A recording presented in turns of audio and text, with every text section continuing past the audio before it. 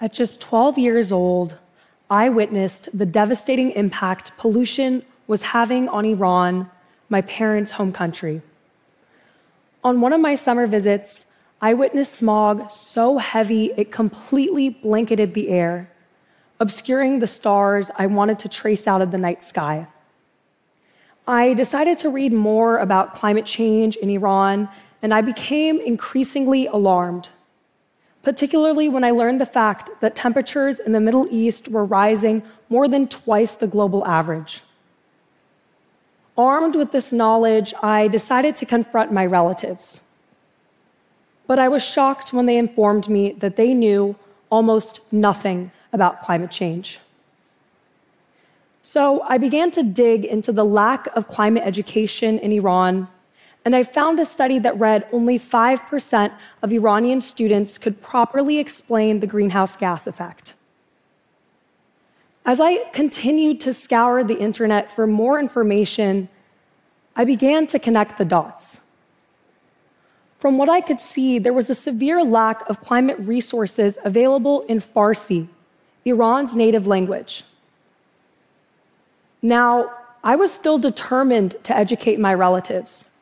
So I decided to work with my mom to translate climate resources into Farsi so I could teach my aunts and uncles about how climate change-induced disasters were impacting millions of Iranians. As I watched my relatives read my translations, I had never been happier to see fear plastered all over their faces. Because reading my translations had succeeded in convincing them that climate change was a real and pressing threat.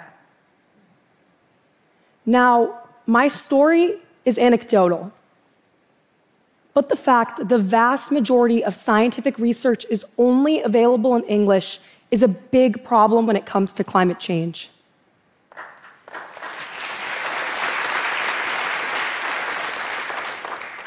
Because most people in the world don't speak English. In fact, 75% of them do not speak English at all. Yet, according to a 2012 study on Scopus, the world's largest database for peer-reviewed journals, 80% of articles are written entirely in English.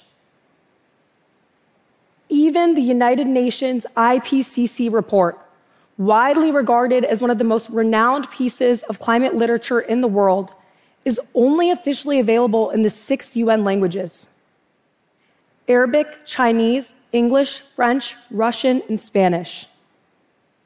But these are languages that account for less than half of the world's speaking population.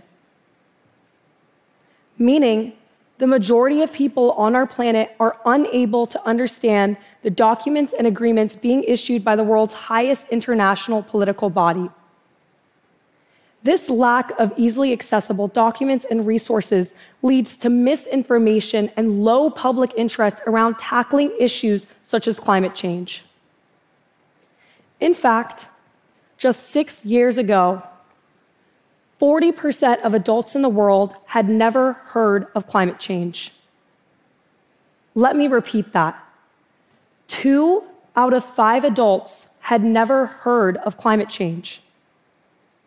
When looking at specific regions where this problem lies, we can see that multiple studies had found in Africa there was a severe lack of climate education and curriculum available in Africa's indigenous and local languages. This lack of information only hurts those who need access to it the most. In countries such as Japan and the Philippines, climate change has worsened typhoons and disrupted agricultural industries. In these and the other 10 countries worst impacted by climate change, only one, Canada, is a majority English-speaking. Languages remain a significant barrier to the global transfer of scientific knowledge, be it through the press, through schools, or through political processes. In an effort to close the climate translation gap, I decided to start Climate Cardinals, an international youth-led nonprofit working to make climate education more accessible to those who don't speak English.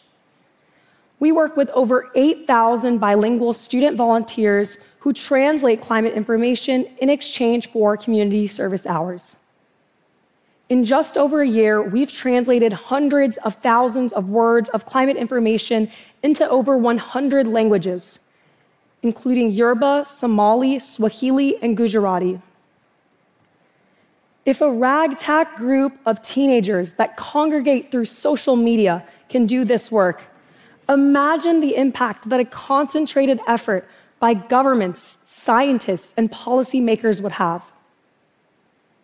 Groups of people that are being disproportionately affected by climate change deserve to have access to the resources they need to make sense of these disasters that are destroying their communities.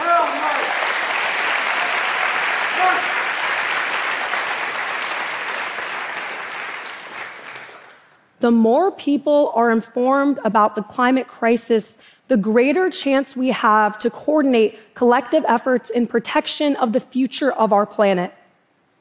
Because every single person in the world, every single person in this room has the power to further climate action. So we must engage people from every country, young and old, to join the fight for climate justice. English cannot be the barrier to entry. Thank you.